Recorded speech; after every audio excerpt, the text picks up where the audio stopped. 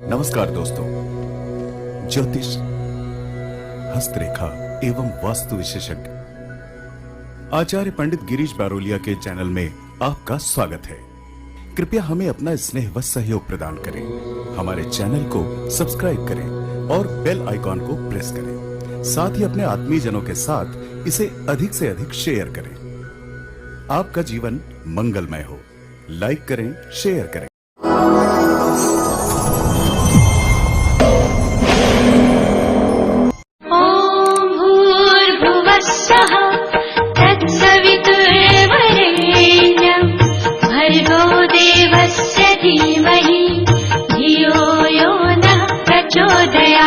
जब गायत्री की आप साधना करते हैं तो हमारे बताए हुए यदि आप इन सूत्रों को अपने जीवन में अपनाते हैं तो निश्चित रूप से आपको गायत्री मंत्र फलित होगा, आपकी सारी समस्याओं का समाधान होगा।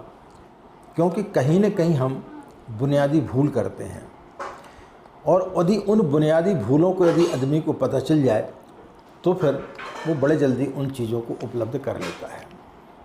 इसीलिए व्यक्ति को जो है गुरु वरण किया जाता है ताकि उसको मार्गदर्शन मिलता रहे। जहाँ कहीं भी वो लड़खड़ाता है या कोई बुनियादी भूल करता है तो उस भूल से वो उसे अवगत कराए।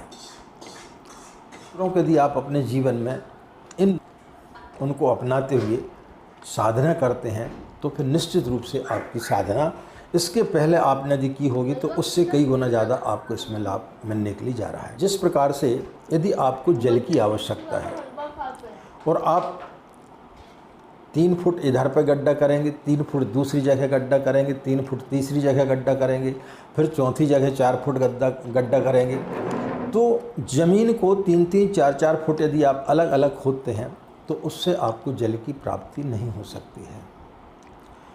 अब उसी शक्ति को यदि आप एक जगह केंद्रित कर दिए होते, जिस शक्ति को आपने 4-5 जगह फैला के रखी है, उस शक्ति को यदि आप एक जगह केंद्रित कर दिए होते और आपने 4-5 जगह जो है कम से कम 25-30 फुट जो है गड्ढे खोद दिए, लेकिन आपके हाथ में मिला के आपको कुछ भी नहीं मिला। लेकिन उसी शक्ति को यदि आप एक जगह केंद्रित करके यदि गड्ढा खोदते तो भले ही उसमें चट्टान निकलती, पत्थर निकलते, कंकड़ निकलते, लेकिन अंततोगत्ता आपको उससे शीतल जल निश्चित रूप से प्राप्त होता, क्योंकि वहाँ पानी का स्रोत तक आप पहुँच जाते। तो मित्रों, सबसे पहला सूत्र है कि हम पानी के स्रोत तक पहुँचे कैसे। मैं अपनी शक्ति को सिर्फ एक जगह केंद्रित करके आप रखें। हम हमारी शक्तियों को इधर उधर भटकाते हैं, 10 जगह केंद्रित करते हैं। इसके कारण जो है हम एक जगह नहीं पहुंच पाते, उस बिंदु तक, उस स्रोत तक हम नहीं पहुंच पाते हैं। तो सबसे पहला सूत्र है कि एक जगह ही अपनी शक्ति को केंद्रित करें। तो जब एक ही जगह आप शक्ति को केंद्रित करते हैं तो निश्चित रूप से आप उस पानी के स्रोत तक पहुंच सकते हैं, उस शक्ति के पास तक आप पहुंच सकते हैं। तो आप यदि गायत्री की साधना कर रहे हैं तो सिर्फ आप गायत्री की साधना करें।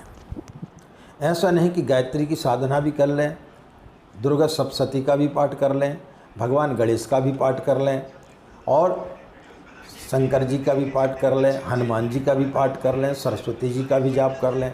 ऐसे में क्या होगा कि आपकी जो शक्ति है कई जगह बढ़ जाएगी, और जब आपकी शक्ति बढ़ जाएगी तो फिर आपको जो है उस स्रोत तक आप नहीं पहुँच पाएंगे। लेकिन यदि आप एक ही जगह साधना कर रहे होते तो फिर निश्चित रूप से आप उस जगह तक पहुंच सकते थे। लोगों के मन में इस प्रकार की भ्रांतियाँ बहुत ज़्यादा भरी रहती हैं कि आचार्य जी, हम इसके पहले गणेश जी की साधना करते हैं, शंकर जी की साधना करते, दुर्गा जी की भी करते, इतने सारे भगवानों के मंत्रों का जाप करते हैं। अब हम यदि उनको बंद कर देंगे तो वो नाराज़ हो जाएंगे। जो व्यक्ति या जो भी चीज़ इस सृष्टि पर यदि नाराज़ होती है वो परमात्मा कभी हो ही नहीं सकता। परमात्मा यदि नाराज़ होने लगेगा तो उसमें और साधारण मनुष्य में फ़र्क क्या रहा। ईश्वर एक है, उसके रूप अनेक हैं। जैसे वृक्ष एक है, उसमें शाखाएं अनेक हैं, पत्ते अनेक हैं।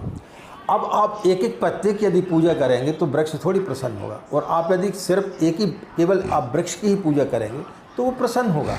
उसकी अलग अलग शाखाओं के यदि आप एक शाखा में आपने जो कलावा बांध दिया, दूसरे में बांध दिया, तीसरे में बांध दिया, चौथे में बांध दिया, तो उससे कोई वृक्ष थोड़ी मतलब उससे नाराज़ होने वाला है कि आप सिर्फ हमारे एक ही में हमारे जो है मेन उसमें क्यों आप कलावा बांध रहे हैं, बाकी आपने जो है शाखाओं में क्यों नहीं बांधा।